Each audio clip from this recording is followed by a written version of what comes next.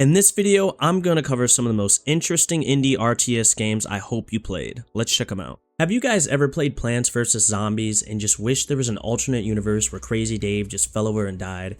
If you have, then this might be the game for you. In Swarm the City, you play as a general of a zombie army. Your entire job is to wipe out the human race. Yes, that's right. In this game, you will be tasked with killing millions of innocent people and deciding whether you want to turn them into dust or zombies. It's your choice, so don't worry. Swarm the City isn't your usual base building RTS game. There's actually no base building at all, which I was a little bit skeptical about when I first started playing the game. The game has a much higher focus on combat and utter destruction. For all you pacifists out there, no, you cannot win by diplomacy. You have to eat the humans. Each scenario, you will be given a controllable general character, and while the general is active, you will have access to a plethora of different castable abilities and passive skills that you can use to aid your troops in battle. Each general has their own strengths and weaknesses though, and you're going to need to adapt to these in order to kill the humans that stand in your way. I think the adding of unique boss battles to this game really helps it stand out from most other RTS games. While controlling your zombie army and generals, you will also have to dodge several on-screen mechanics that are made by ads, the boss, and even enemy spawn buildings throughout the game. I think one of the reasons I love Swarm the City so much is because the game knows exactly what it wants to be.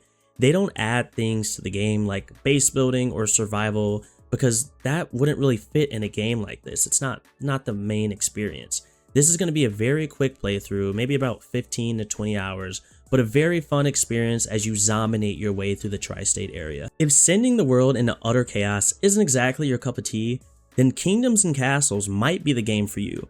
In Kingdoms and Castles, the only thing eating humans alive is the insane tax rate that you can put upon your citizens. Kingdoms and Castles is an RTS strategy centered around base building, economy, and keeping your citizens alive. Kingdoms and Castles is a bit more of a casual game than most RTS games, but I still find it an extremely fun experience. While taking care of your city, citizens will not perform if they are not happy, and that is one of the most essential parts of the game. Keeping your civilization happy is absolutely crucial, and it will stunt your growth as an empire if you choose to not do so.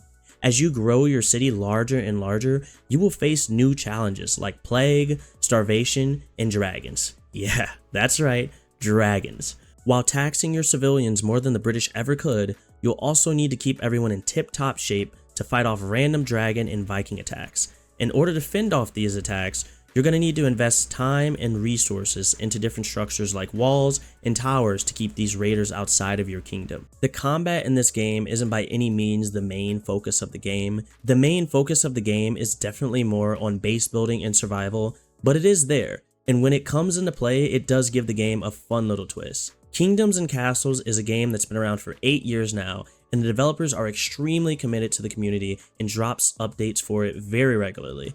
If this one sounds interesting, I highly recommend giving it a try. Unlike the casual, relaxing vibe that Kingdoms and Castles gives, Manor Lords is more of the Dark Souls of base building games. Throughout the game, you will feel like you are in a constant uphill battle just to keep the most basic village alive. Resources are scarce, and the placement is absolutely everything in this game. But once you get the hang of it, the game becomes pretty fun and very interesting. You start off with an extremely small village, and your job is simply to just survive. Over time, you are tasked with taking back the lands from the other foreign nations. But in order to do this, you're going to have to grow as large as possible before tackling the outside world. Whether you decide to grow through trade or aggressive expansion is completely up to you. There is a combat system currently in the game, but kind of like Kingdoms and Castles, that isn't necessarily a focus with this one. Surviving is going to be your biggest challenge in this game. Throughout Manor Lords, there is a special emphasis on economy and zoning. The biggest trouble of this game is keeping your people alive. I kind of like to think of this game as Kingdoms and Castles on crack. Your placement of buildings will determine how likely it is that portions of your village can grow. How do you grow your villages into larger kingdoms, you might ask? Oh, you already know it. Taxes, baby. I'm talking 30, 40, 50% tax rates, because the taxes in this building in this game are not cheap. Because of the scarce resources in this game, this leads to some parts of your village being extremely more poor than the rest. poor villagers will begin to get a bit jealous of the supplies that you're funding in order to make the engineers and scientists that it takes to run your society live. And before you know it, your civilization will become extremely unhappy if you don't decide to take action. There are several skills in Manor Lords that you can help to make your villagers prosper, but because Manor Lords is an early access game, a lot of these skills aren't fully developed yet. But I still think you should give this one a try. I had a lot of fun playing the game. Northgard is essentially if Asian mythology and Frostpunk had a baby. This game will constantly have you fighting through harsh winters in order to survive. As your Vikings prepare for one of the harshest winters you have ever faced, you will be forced to explore and expand your village in order to gather enough resources to survive. But as you explore, you'll find that the world has a lot more to offer than just harsh winters. Giants and other evils of Norse mythology will be thrown at you as you explore the island, and you must find out how to conquer your enemies and the environment at the same time. As you explore the lands of Northgard, you will slowly run into other clans, and it will be up to you whether you decide to be friendly with those clans, trade with them, or just straight up destroy them. But as expansion is key in this game, it will be extremely difficult to play the game without having any sort of conflicts throughout the game. Speaking of conflicts, the combat system in Northgard is insane. This is not a game where you will have hundreds and hundreds of troops, kind of like Total War, just demolishing 500 enemies with your 1,000 troops. You will have anywhere from a dozen to a few dozen troops, and the combat is more about picking the right battles and choosing the right counters to other troops. The clans you choose will help decide what type of victory you're interested in.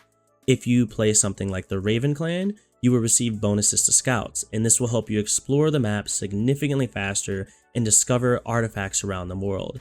This will allow you to go for something like a victory by lore. If you decide to go for the Crown clan, money makes the world go round. By becoming the wealthiest Viking around, you can win the game with a trade victory. Northgard offers a ton of different victory types and gives you a lot of different clans to help reinforce what type of victory that you're after. But beware, as you gain benefits and skills from your clan, so does the opposing clans. If you're interested in Norse mythology, I would highly recommend picking up Northgard. This last game here is more of a conglomeration of game types, but as an RTS player, this was one of my dream games, so I'm going to add it on the list. Kenshi is an RTS RPG base building city builder slam hawk of a game. I am absolutely glazing Kenshi. In Kenshi, it is you versus the world, and let me assure you, in this game, the world absolutely despises you. This is one of the few RTS games that you actually start off with more of an RPG as just one character. But as you learn how to survive this cruel, harsh world that the game throws at you, other characters will slowly join your group, and you can go from one character to absolutely hundreds. Throughout the game, enemies will always be trying to kill you. Whether it's because they're racist, sexist, religious, or just a straight up man-eating cannibal, Kenshi is a harsh world that doesn't give you many friends. When you get to the base building aspect of the game, there's an extremely high focus on survival.